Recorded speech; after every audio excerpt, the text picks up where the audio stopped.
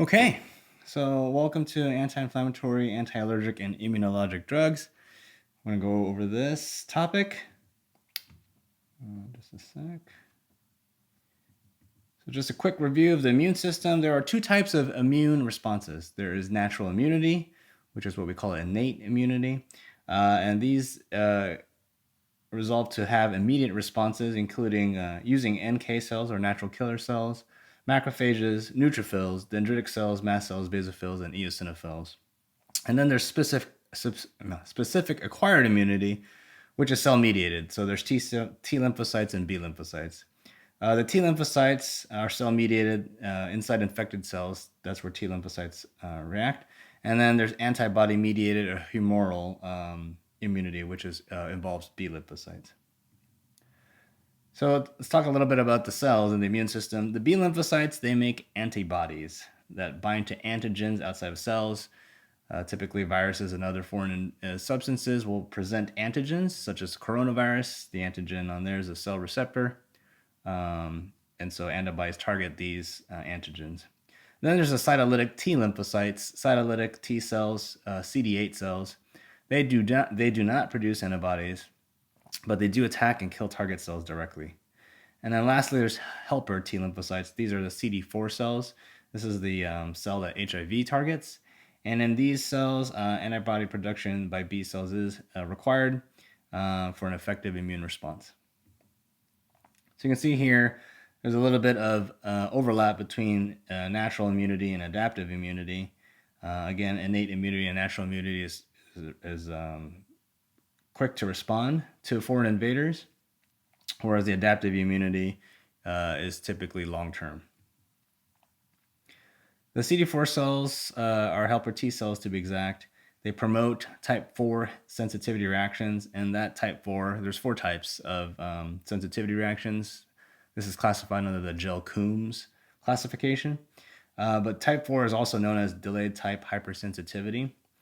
And it can be delayed anywhere from 12 to 48 hours, meaning if you get exposed once, that doesn't occur, but the reaction will start to happen in about 12 to 48 hours.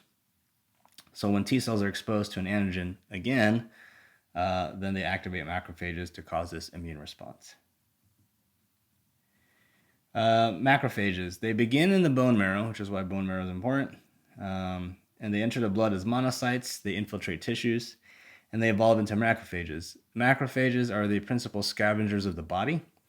There is specific acquired immunity, activation of T cells, final mediators of delayed type hypersensitivity, DTH, and they also phagocytize cells tagged with antibodies. They play key roles in natural immunity and in inflammation.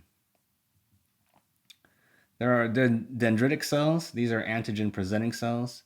These cells latch on to foreign invaders, specifically their antigens, and kind of help present them, show the immune system that there's an antigen and that the immune system needs to react. And then there's mast cells and basophils. They mediate immediate hypersensitivity reactions. And then there's neutrophils. This is the most abundant granulocyte. They make up about 40 to 70% of white blood cells. And they're divided into segs and bands. You may have heard of bandemia. This is a reaction to an infection. Sometimes we'll refer to it as a left shift of white blood cells. And that shift just means that there's more bands in the bloodstream than that should be normal, because segs and bands are immature neutrophils. So your body's trying to ramp up the production of white blood cells. They come out as bands first before they mature. And so when there is an infection, specifically bacterial infections, you might get this left shift with bandemia. And the neutrophils then phagocytize the bacteria and other foreign particles. And lastly on this slide is eosinophils. They attack and destroy foreign particles that have been coated with antibodies to immunoglobulin E. And from our last lecture, you'll know that eosinophils play a key role in asthma. So antibodies, there are alternative names. Sometimes we call them immunoglobulins, sometimes gamma globulins. They're a family of structurally related glycoproteins, and they mediate humoral immunity. They recognize and bind with specific antigens, and they're produced by B lymphocytes. There's 5 classes of antibodies: IgA, IgD, IgE, IgG, and IgM. IgM is the first antibody to be made when we're fighting an infection. So when we want to see if you've contracted an infection, we look at IgM. IgM should spike when we're looking at this. Now, IgG is the most common antibody, and it's a protective immunoglobulin, but it does take time to make. So we measure this to see if you're still infected or infectious as time goes on. IgAs can be found in the respiratory tract and digestive system, and then IgE is increased in allergic reactions or parasitic infections. Antigens are molecules that induce specific immune responses. They may trigger production of antibodies or cytotoxic T cells or both. The antibodies recognize and bind selected small portions of the antigen, and more than one antibody can bind to the antigen. Characteristic features of an immune response: there is specificity. So immune responses are triggered by specific antigens. We wouldn't want our immune systems to go haywire. If they do, that's cancerous. Targeting every part of the body. We just want it to focus on the foreign invaders. There is diversity. There's millions of different antigenic determinants. We want them to have a long-lasting memory. So exposure to an antigen affects the immune system such that re-exposure produces a faster, greater, and more prolonged response. And that's what we're aiming to do with vaccines. There is a time limitation. Antibodies don't last forever, which is why we're doing a booster for selective things like the coronavirus vaccine, as well as Tdap. And then there's selectivity for antigens of non-self origin, meaning we want our immune system to target foreign invaders, not our own bodies. So there's phases of the immune response. There's a recognition phase. This is the antigen that invades the body is recognized by B cells or T cells. Then there's the activation phase. You'll get proliferation, and then a differentiation of activated lymphocytes. And then there's an effector phase, which is the elimination of the antigen. MHCs, or major histocompatibility complexes, are groups of genes that code for major histocompatibility complex molecules. These MHCs become expressed on the surface of all cells, and when macrophages digest a microbe, these peptide fragments of the microbe are expressed on the surface of the macrophage tied to the MHC. So basically they eat sloppily, and pieces of the food is still stuck to their mouth. And this is presented to the T lymphocytes, and the T lymphocytes then engulf the macrophage with the immune response. Other MHCs include the human leukocyte antigen, or HLA, and sometimes we genetically test for these, especially specific types to see if a person might be more susceptible to getting a rash, for instance, with, say, carbamazepine. But class 1, there's class 1 and class 2. So class 1 MHC molecules are found on virtually all cells except erythrocytes. They're located on the surface of antigen-presenting cells, and they help initiate immune responses by presenting the antigen to the cytotoxic T cells. The class 2 MHC molecules are found primarily on B cells and antigen-presenting cells, which are the macrophages and dendritic cells. They're located on the surface of the antigen-presenting cells, and they help initiate immune responses by presenting antigen to the helper T cells. A little bit about cytokines, lymphokines, and monokines. Cytokines are any mediator molecule other than an antibody released by an immune system cell. Lymphokines are cytokines released by a lymphocyte, and monokines are cytokines released by a mononuclear phagocyte, a monocyte, or a macrophage. So just to kind of recap, B cells, they make antibodies. CD4 cells are helper T cells. They stimulate B cells. And then APCs can either be macrophages or dendritic cells. They activate the CD4 cells. Opsonization. Opsonization of bacteria is when antigens are coated with opsonins. They enhance phagocytosis.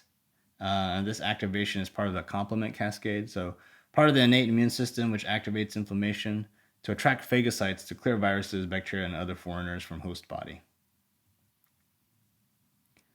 I mentioned before about type 4 hypersensitivity of the Gill-Coombs classification.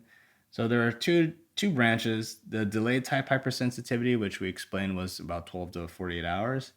That's an activation of helper T cells and activation of macrophages. And then there's cytolytic T lymphocytes, which is the CD8 cells. The activation of cytolytic T cells will then cause a recognition of virally infected target cells. So the CTL will bind to the target cell, and then it will cause target cell lysis.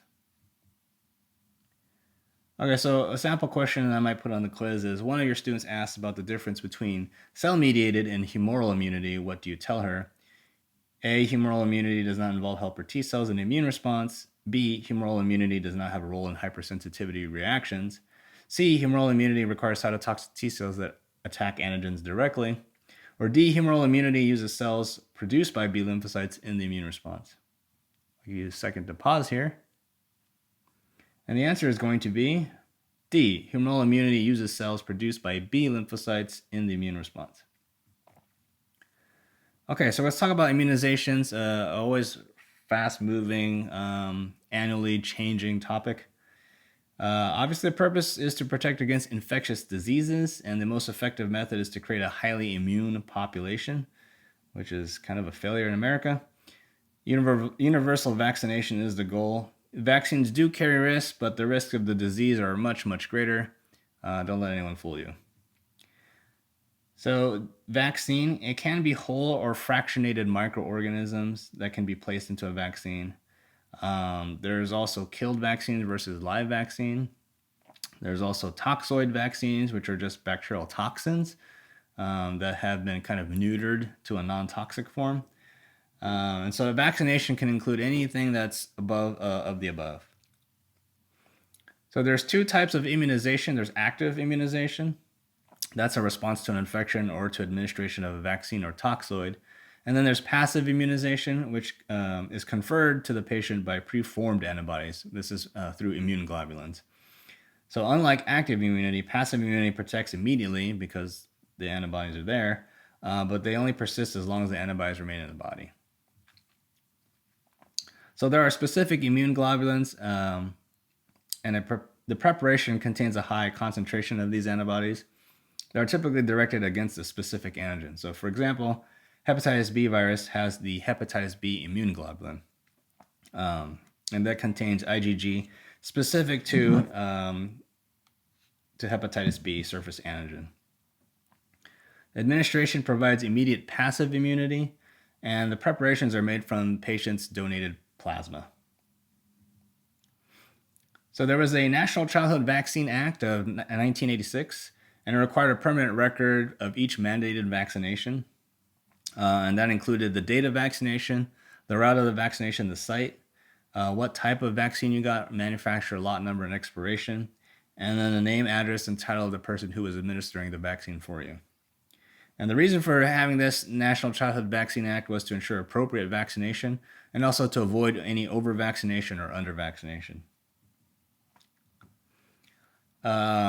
When we talked about vaccines earlier, we talked about killed vaccine versus live vaccine. There are some live vaccines, and so we would want to be cognizant of the immunocompromised patient, especially children who are going to be at risk for live vaccines.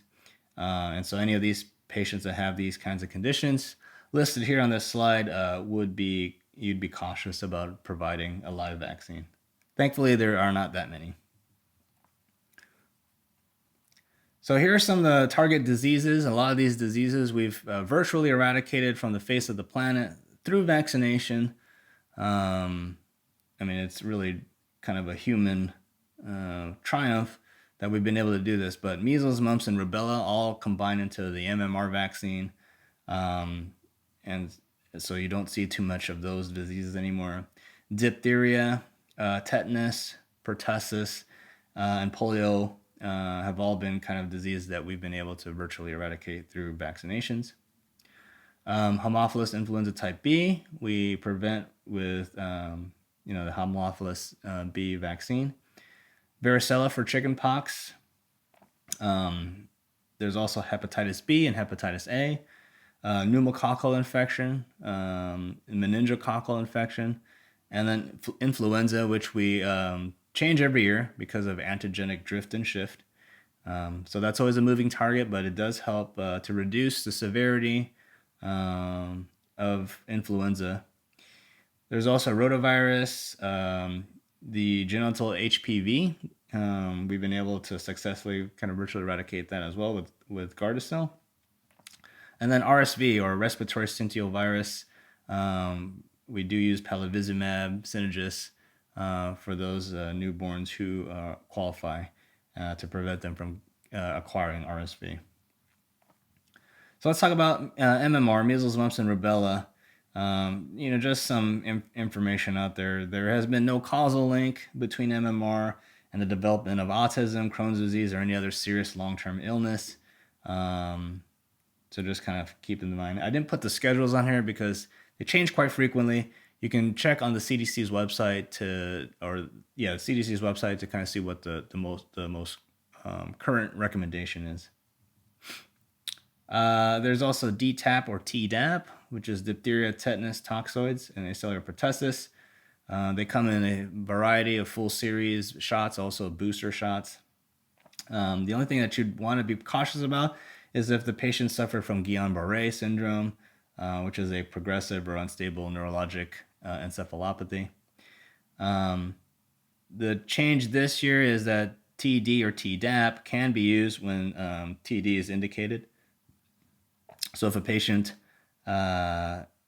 needs TD, you can use either TD, which is just tetanus, diphtheria, or you can use the tetanus, diphtheria, and acellular pertussis vaccine. So what does all that stuff mean? So the naming scheme for this is the big D means that there's a high concentration, in this case, a high concentration diphtheria. You can see that the T is capitalized as well, so there's a high concentration of tetanus. And then the A and the P, A standing for acellular, meaning it's not the whole bacteria, just a part of it, so it's acellular. So it's fragments of it, but enough to cause an immune response. And then you'll notice that the P is small, meaning there's a low concentration. So this particular vaccine has a high concentration of diphtheria, tetanus, and then a low concentration of pertussis. Moving on to the pneumococcal vaccine, this schedule gets really confusing because now there's two agents on the market, at least for the past several years. So all adults 65 or older should receive PPSV 23, which is Pneumovax 23. So if the patient received the Pneumovax 23 before the age of 65, you give them a second dose, and it has to be spread apart at least 5 years. And when that second dose hits, the patient should be at least 65. Now, if you're 19 to 64 with high-risk features, which I'll go over, you're still going to give Pneumovax 23. If you're 65 and older with high-risk features, you can get a conjugate vaccine, which is the Prevnar 13, and then you're going to give a Pneumovax 23 1 year later. And then lastly, if you're 19 or over with immunocompromised conditions, this is slightly different from the high-risk population, you're going to give the Prevnar 13 and then the Pneumovax 23 8 weeks later. And then you're going to give the Pneumovax 23 5 years after that first dose, because it's always a 2-dose series. And then you're going to give one final Pneumovax 23 5 years after that second dose. So 19 and over with immunocompromised conditions is the only one that has this weird specific schedule with multiple shots. So what are these high-risk features? These are all chronic disease states, and they include like heart disease. That includes cardiomyopathy, hypertension, heart failure, those kinds of things. Lung disease, that could be asthma, COPD, pulmonary arterial hypertension, those kinds of things. Any liver disease, such as chronic cirrhosis, if you have diabetes, if you're a chronic alcoholic, or you're a chronic cigarette smoker. And then for that last bullet point, the immunocompromised patients, this includes congenital or acquired immunodeficiencies. If you have chronic kidney disease or suffer from nephrotic syndrome, if you have any of these cancers, if you have iatrogenic immunosuppression, and that immunosuppression can also include those who are on chronic steroids. If you've received solid organ transplantation or take any of those anti-transplant rejection drugs. And then if you have functional or anatomic asplenia, think of the sickle cell patient population, they typically have asplenia. Moving on to influenza. Most people like to avoid influenza because they say they have an egg allergy. If they have an egg allergy, they do make a recombinant immune influenza vaccine. Recombinant meaning that it's been synthesized in the lab. It doesn't contain any egg vehicle or aborted fetus vehicle. It's just straight up like a 3D printer. They just made it in lab. So if they have such an allergy, they're okay to get the recombinant version. If the patient's allergic response is just to have hives, they can probably still get any of the types of vaccine, probably just avoid the live attenuated vaccine. Basically, the question is, can you eat scrambled eggs? If the person can eat scrambled eggs, they really don't have a true egg allergy, and they can go ahead and take the flu vaccine. Now, there is a special live flu vaccine, LAIV.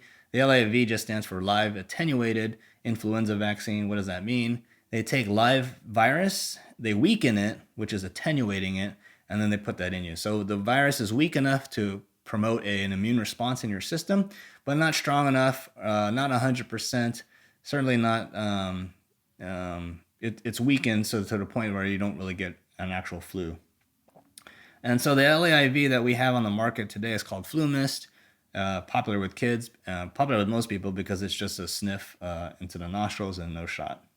But because it is live, you do need to avoid it in those immunocompromised persons or anyone who is pregnant. Moving on to zoster, which targets shingles or herpes zoster. We do have one product now. It's Shingrix. There used to be another product, but that's no longer on the market. You do one dose now and then the second dose in 2 to 6 months. It is highly effective. And so persons who are 50 years or older, I recommend that, and the FDA recommends, that they do get the zoster vaccine because most people have received chicken pox when they were children, and that tends to manifest as shingles when they're adults, and it's much more painful. They get a lot more of the prodromal symptoms, meaning they get a headache, flu, body aches, that kind of stuff, and not so much the itchy rash that occurs all over the body. And then if you've ever seen shingles, you know that it has this kind of rash that attacks the dermatomes, and sometimes that can be long lasting, especially for the elderly folks who are typically less immunocompetent, and they can get a neuropathy from their shingles. So highly effective, highly recommended. The injection, if you ever give it to any of your patients, does tend to cause quite a bit of common side effects, meaning it does tend to cause a lot of arm pain, probably on par with the COVID vaccine. And the person can feel really sick. They can get, flu-like symptoms. Again, those are all just kind of symptoms from the shot. They abate in a couple of days. Nothing to worry about. And then there's also human papillomavirus, HPV. There's a 9V, which is the 9-valent HPV, and that's also recommended for use in both females and males, 9 to 45 years old. Okay, so question is, a 71-year-old woman with COPD is taking tiotropium, 1 capsule a day. She received the influenza vaccine last October. Her last tetanus diphtheria vaccine was at age 65. Her last Pneumovax 23 was given at age 60, She has not yet received the zoster vaccine, but she had an episode of severe zoster infection 5 years ago. What is the most appropriate choice of vaccines for this patient's October internal medicine clinic appointment? Did we just give her the influenza vaccine? Did we give her influenza plus the Prevnar 13? Did we do influenza, Prevnar 13, and the recombinant zoster virus vaccine? Or do we give her all four? Do we give her influenza, Prevnar 13, recombinant zoster, and also a Tdap shot? I'll go ahead and pause, give you guys a chance to answer. And the answer is D. So she's supposed to get an annual flu shot, as everyone is. Because she is COPD, she's of that high-risk chronic condition state. So she should have received a Prevnar 13 shot and then received the Pneumovax 23 shot. And it should be a 2-dose series of the Pneumovax 23. So we would have to clarify. So she got her last Pneumovax 23 shot at age 60. I remember she has to get at least another one at age 65. So likely she would get the Prevnar 13. We would wait 1 year, and then we would give her the Pneumovax 23 because she's already 71 years old. Because she's past 50 years old and hasn't gotten the zoster vaccine, she should get that as well. And then on here, it only says that her last TD vaccine was at age 65. Typically, we would boost every 10 years. But nowhere here does it say that she actually got Tdap. She should get the whole series. Excuse me. She should get the whole series of Tdap first, and then get the TD boosters every 10 years. So for this person, she should get all four. Oh, here's kind of the answer key. Okay, so moving on to antihistamines. Histamine is an endogenous compound within our bodies. They're found in specialized cells. Histamine can be used limited to diagnostic procedures. So we all know histamine is responsible for a lot of the allergic reactions we get, right? So what creates histamine? It's created in mast cells and basophils, which is why we have mast cell antagonists like montelukast or zafirlukast, and it's produced by neurons. So when there's an allergic response, release of histamine would occur. And in non-allergic reactions, histamine can be also released. Certain drugs can do it, like radiocontrast media. Morphine is commonly a histamine releaser, which is why when you give it to the elderly, they have a histamine release, and then they can get itchy, and sometimes can play kind of CNS side effects with them. And then there's histamine 1 receptors. So once histamine is released, they act upon histamine 1 receptors. So what do these do? The histamine 1 receptors will cause vasodilation and can cause hypotension. So we find it in the skin and face and the upper body.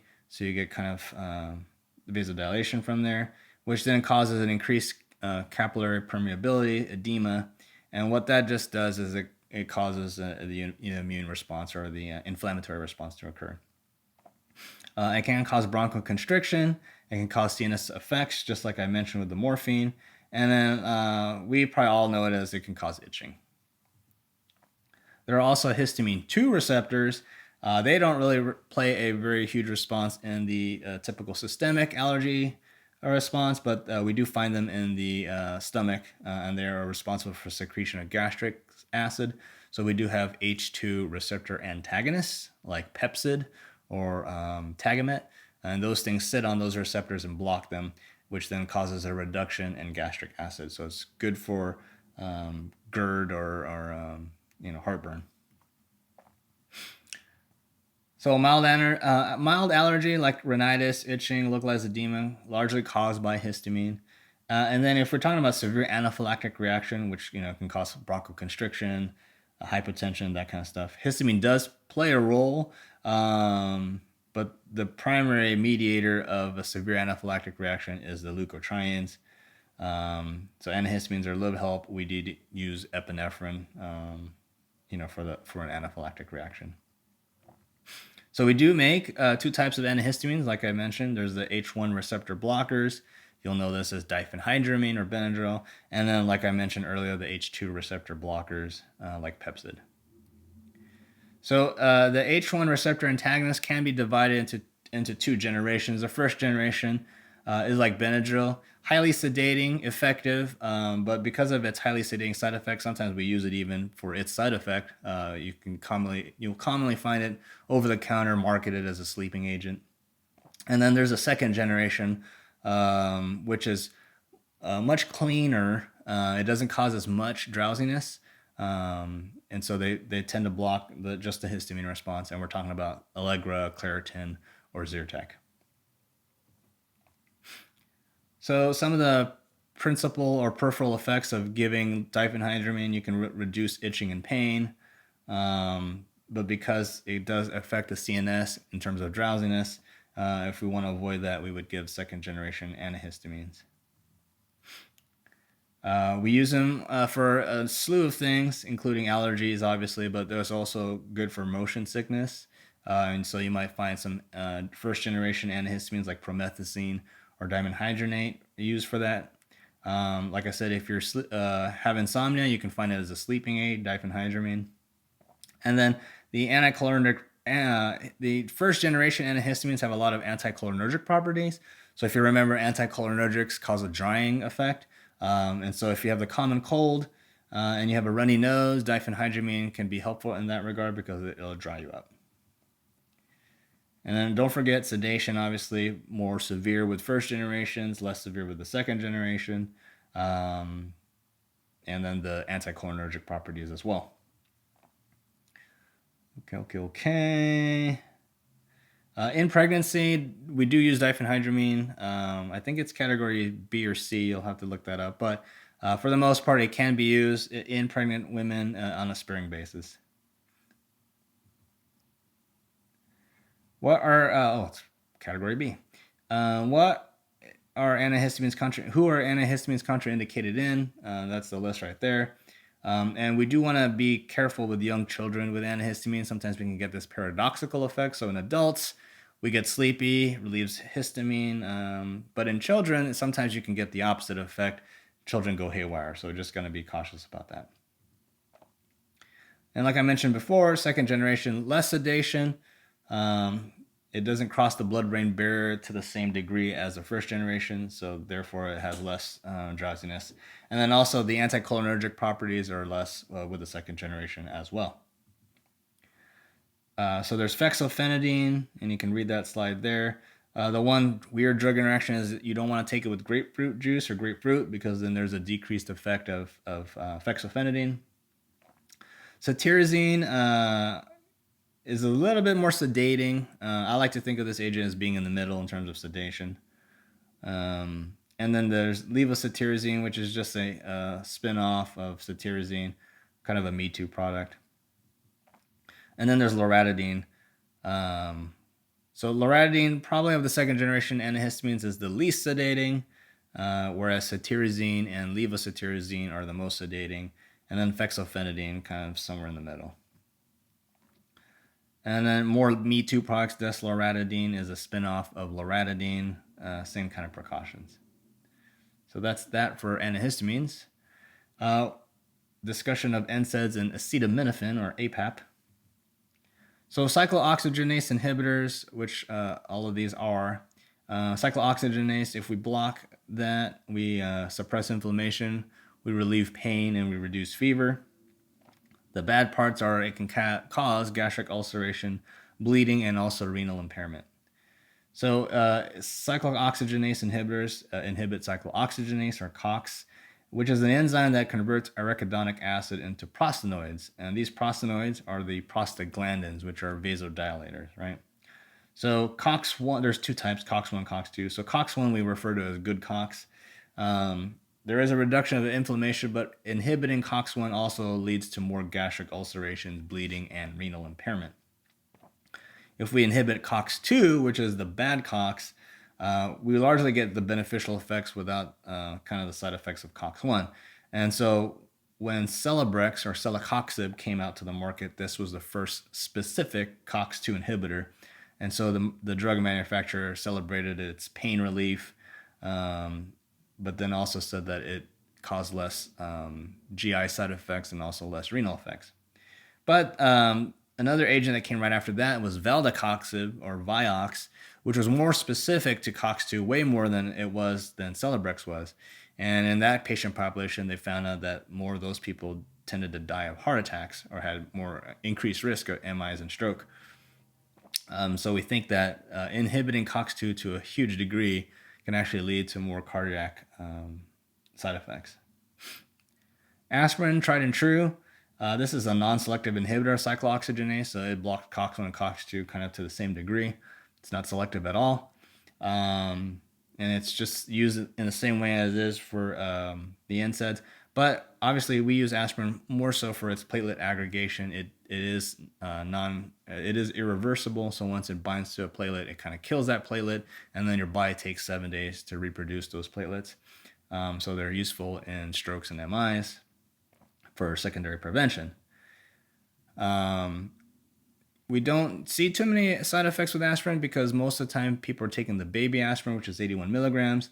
But if you were to overdose on aspirin, you could get gastrointestinal effects. Obviously, it can increase risk of bleeding because of its platelet inhibition.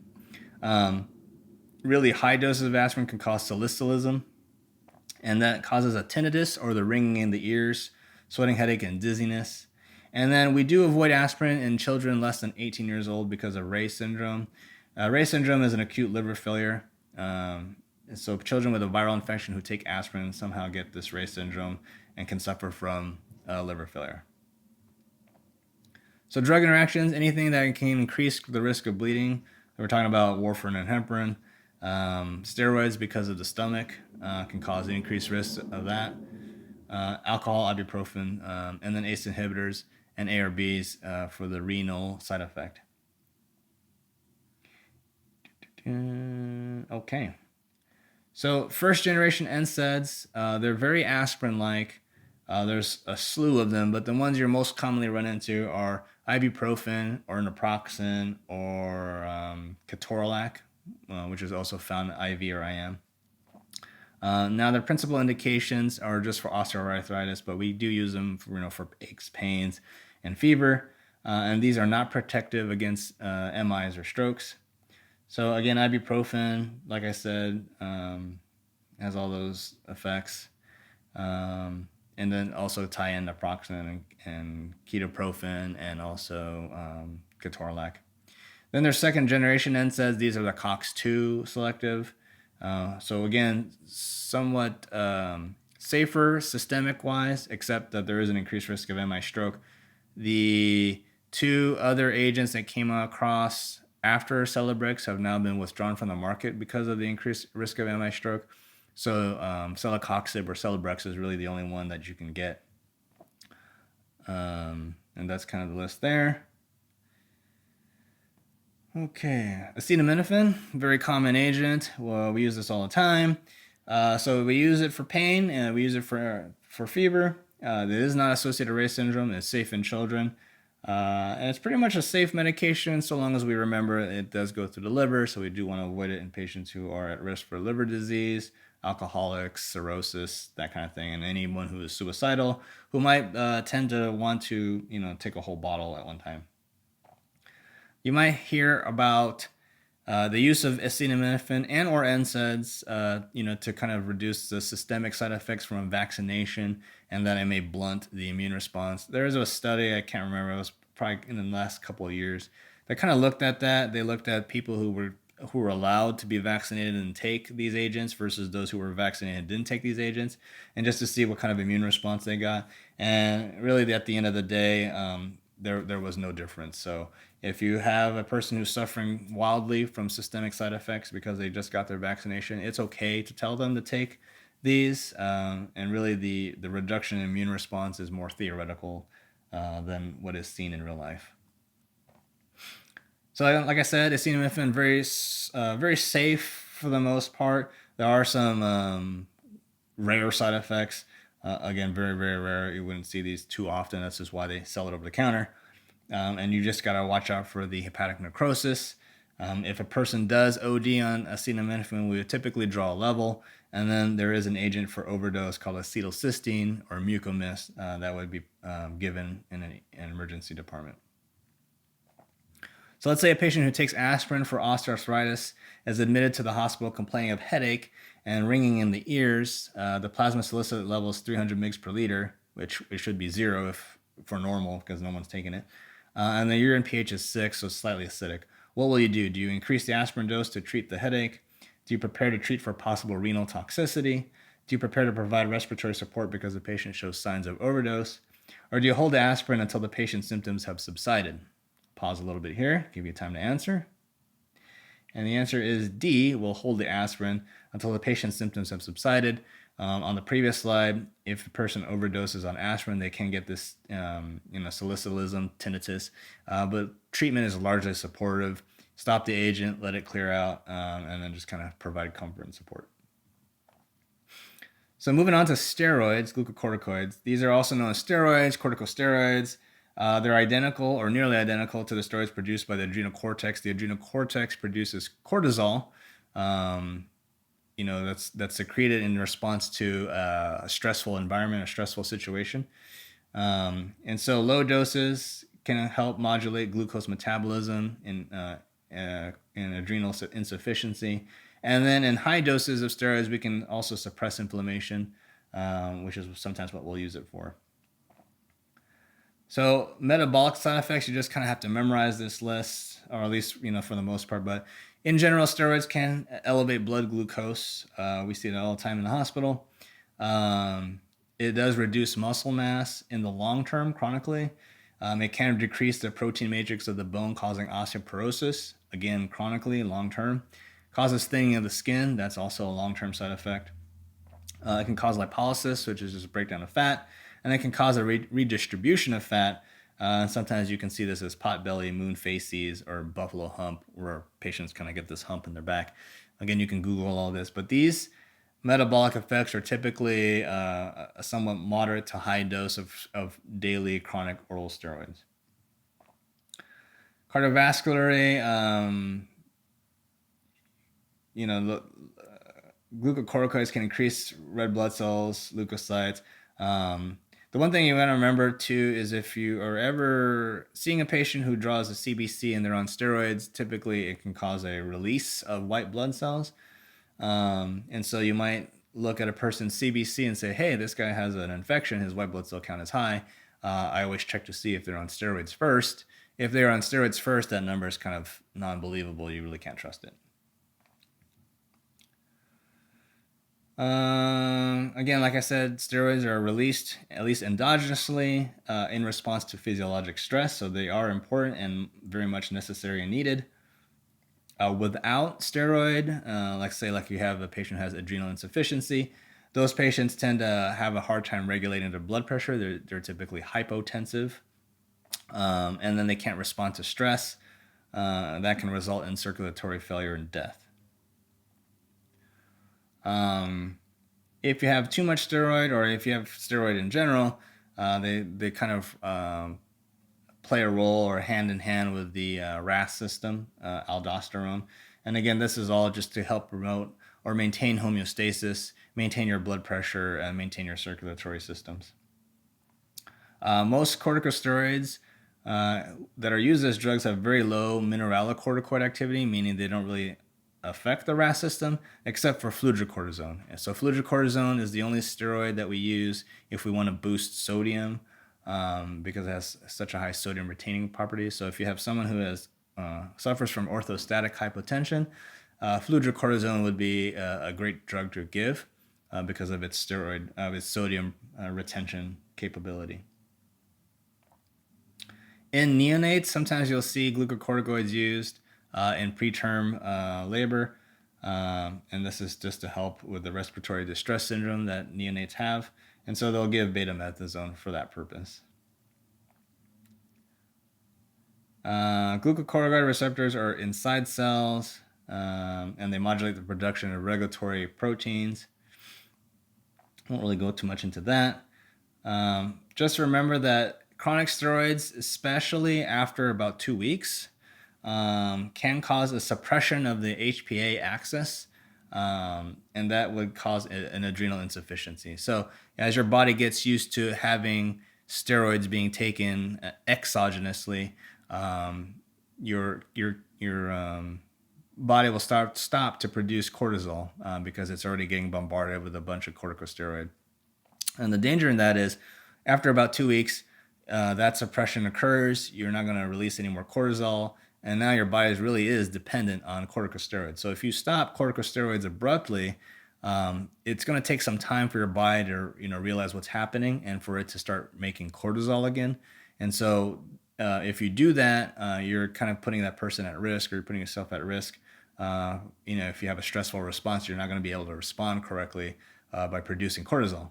So that's why, especially in patients who've taken it for more than 2 weeks, you'll always see physicians write down this tapering dose. I always recommend a tapering dose after 2 weeks, so that your body kind of gets used to it diminishing slowly, and then it gives your body some time to start reproducing cortisol.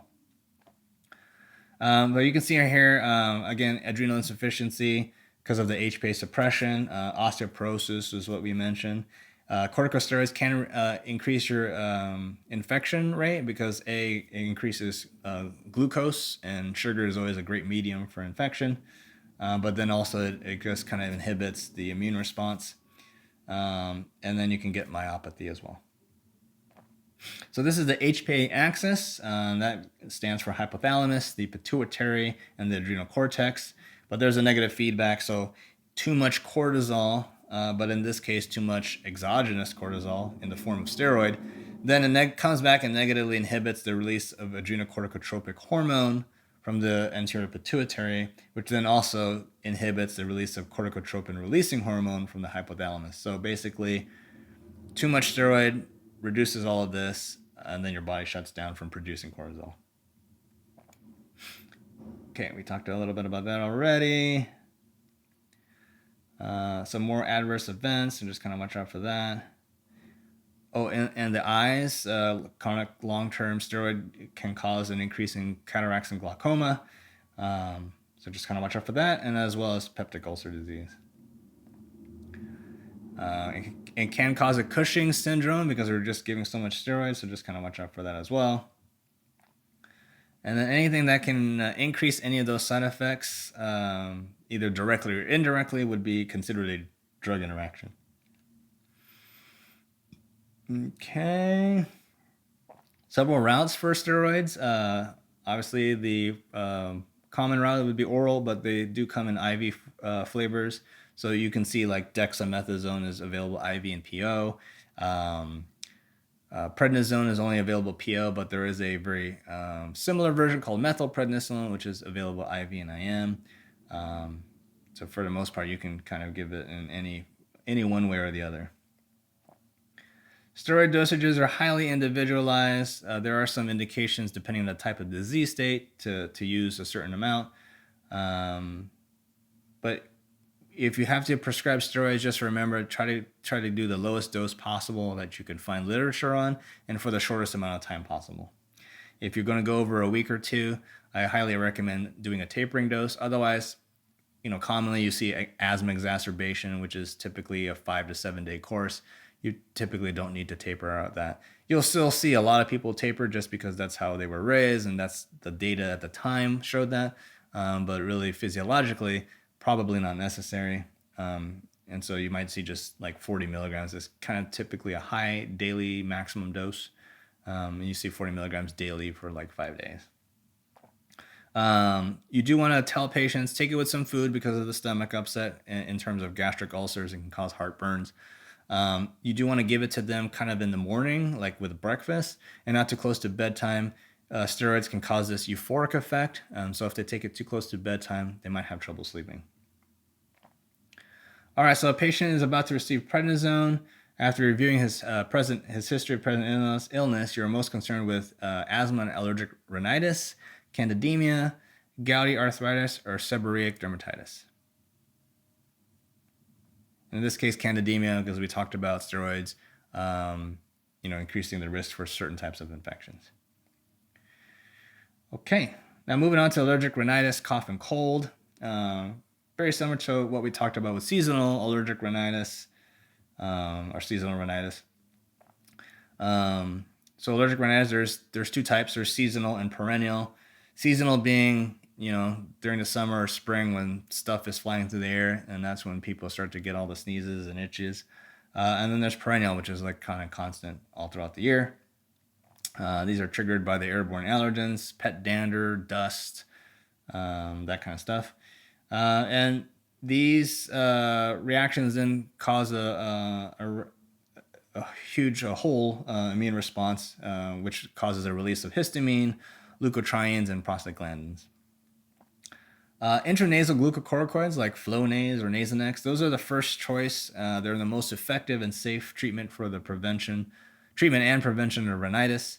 And they're really, for the most part, well tolerated. You might get some epistaxis, which is just nosebleeds because of a drying of the nasal mucosa. You can easily remedy that by having the person squirt nasal saline, and sometimes it can cause headache. But for the most part, works well for the allergies, very minimal systemic absorption. Then there's oral antihistamines, and we talked about the antihistamines. This is for allergic rhinitis. If things are really bad, I typically recommend the nasal steroid and to use it throughout the season, not just as needed, because it does take a couple of days for it to kick in. But if it's really, really bad and the nasal steroids aren't helping, you can recommend or prescribe oral antihistamines. So just kind of remember, typically you avoid diphenhydramine because it's sedating, has a lot of anticholinergic side effects. And so patients who want to kind of continue functioning, you might give them Claritin, for example. There's other there's antihistamines also that come in nasal form. So you might see azolastine and olopatadine. Again, these are, because they're antihistamines, they may cause anticholinergic effects. They too are quite they're quite effective for these types of indications. You just kind of have to watch out for the side effects. There's an older agent called cromolyn sodium that's available over the counter. We don't talk about that much. Cromolyn, for the most part, is a super safe medication.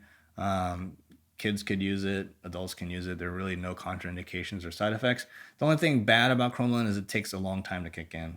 So it takes a couple of weeks to 4 weeks. So most people don't typically recommend or prescribe cromolyn. Then there are the sympathomimetics. These are like Sudafed and phenylephrine, and God, there's another one. Anyway, you find these as nasal preparations over the counter, and what they do is they block or they activate alpha-1 receptors, right, on the blood vessels. That causes a vasoconstriction, which then causes kind of a increased blood flow to the area to help kind of relieve nasal congestion. But as we mentioned in prior lectures, there is a chance of tachyphylaxis. So as you continue to bombard these receptors, they get less sensitized to it by reducing the amount of receptors available. And then the person finds that they have to use more and more and more of the drug just to get the same kind of benefit. And because alpha-1 or constriction can be bad, especially in the coronary vessels, we don't want people to use this or abuse this kind of medication.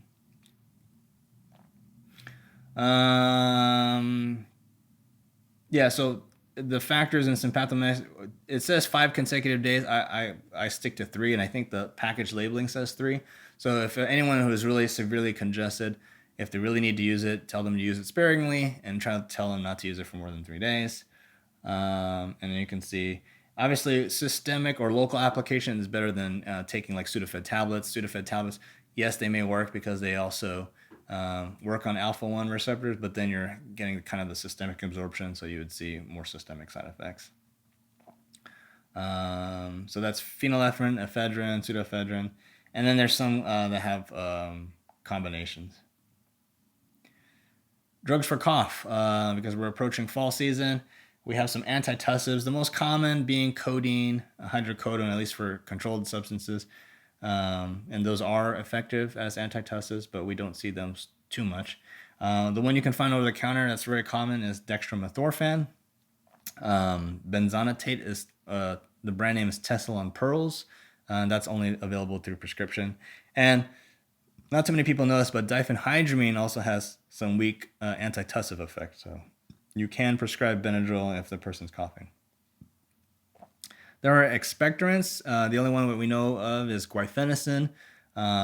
You've seen probably commercials or at some point Mucinex, and that kind of helps thin out mucus. So if a person has a productive cough and you want them to cough that stuff out, prescribing an expectorant would be kind of the drug of choice. There are mucolytics. You don't see these kind of in family practice. This is typically done in the hospital, but you could use hypertonic saline to break up mucus, or acetylcysteine. These are drugs that are really only found in the hospital. Remember, common colds are typically viral. This day and age, if they have cold symptoms, you have to kind of assume it's COVID unless proven otherwise. But at least pre-pandemic and hopefully post-pandemic, the common cold is a viral thing that should go away. And so try not to overprescribe antibiotics.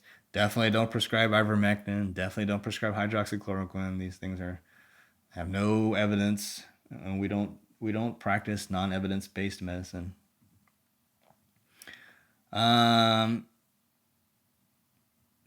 This is just kind of a slide on the classes of medications you can find over the counter or prescribe to your patient. In pediatrics, a lot of these products, are limited to 6 to 12 or over. So definitely get pediatric consult if you're trying to dose this type of stuff. Benadryl, for the most part, can be dosed on a age or weight-based measurement, so that's probably safe to do. I would probably stay away from like dextromethorphan and the cough suppressants because that can be deadly in large doses. And that's pretty much it. Again, if there's any questions, feel free to give me a text or an email, and I'll be happy to answer any of your questions. Thanks for chiming in. We'll see you later.